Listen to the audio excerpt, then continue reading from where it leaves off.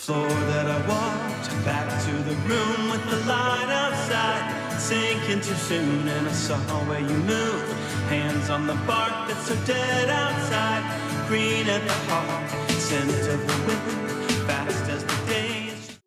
This is the Church of the Nativity in Bethlehem, a place I was fortunate enough to visit in June of 2019. This church is one of the most important holy sites in the Christian faith. It's also a prime destination for anyone interested in Crusades history. The church was built by Byzantine Emperor Justinian in the 6th century. During the 12th century, the Crusaders greatly renovated and expanded the church, and wall paintings and mosaics from this period are still present today. In 1099, during the First Crusade, an army of Western Europeans led by Godfrey of Bouillon and Raymond of St. Gilles was on the way to besiege Jerusalem. As this army advanced on the Holy City, the Crusaders received a delegation of Eastern Christians from Bethlehem, begging for a garrison to protect their town. Godfrey at once dispatched his cousin, Baldwin of Bourg, and a 17-year-old Norman called Tancred at the head of 100 knights to secure Bethlehem. Baldwin and Tancred rode swiftly through the night, leading their men past the distant shade of Jerusalem as dawn approached. By morning, the small band of Crusaders arrived at the birthplace of Christ. The people of Bethlehem processed out to meet them, singing and welcoming them as liberators. The Bethlehemites led Baldwin, Tancred, and their knights to the Church of the Nativity, where they all prayed together, venerating the birth site of Jesus. It's astounding to think that the church that we can still visit today is essentially the same as the one that Tancred and his men entered on that morning long ago in 1099. For those 100 Western knights, the moment must have been powerful indeed. All their lives they'd heard stories of Bethlehem, and now here they knelt at the very place where Christ had been born. Bethlehem, one of the holiest sites in Palestine, represented exactly the sort of sacred location that the Crusaders had traveled so far to protect. As promised, Tancred and Baldwin left behind a garrison to defend Bethlehem.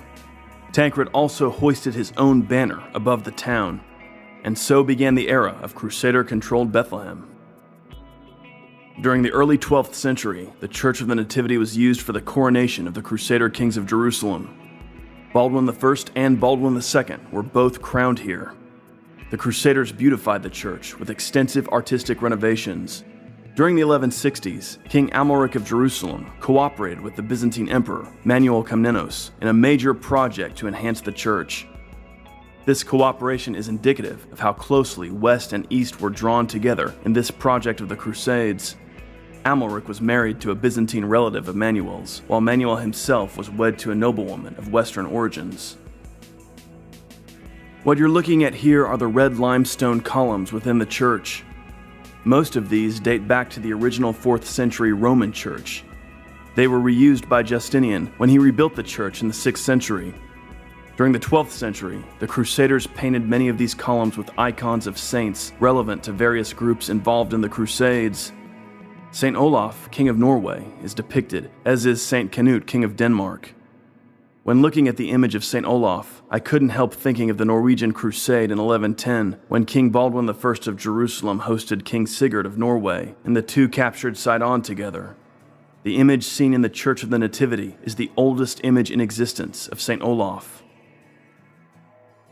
What you are seeing here are some of the stunning mosaics that date back to the Crusader era. These mosaics were only recently uncovered during a major restoration project that's still ongoing. When you stand inside of the church and look up at these incredible mosaics, it's really an overwhelmingly powerful experience. They display both Greek and Latin inscriptions and testify to the joint Eastern and Western character of the Crusader era. Undeniably, there was a high level of artistic mastery at work in the Crusader Kingdom of Jerusalem. The Grotto of the Nativity is an underground space, the site of Christ's birth. It's located underneath the beautiful main altar, where Mass is still celebrated today. In 1187, the Crusaders lost Bethlehem when it was conquered by Saladin. They regained control of it in 1229 as a result of the Sixth Crusade led by Frederick II, the Holy Roman Emperor. However, in 1244, the city was lost again, and many Christians left the area during the Mamluk era.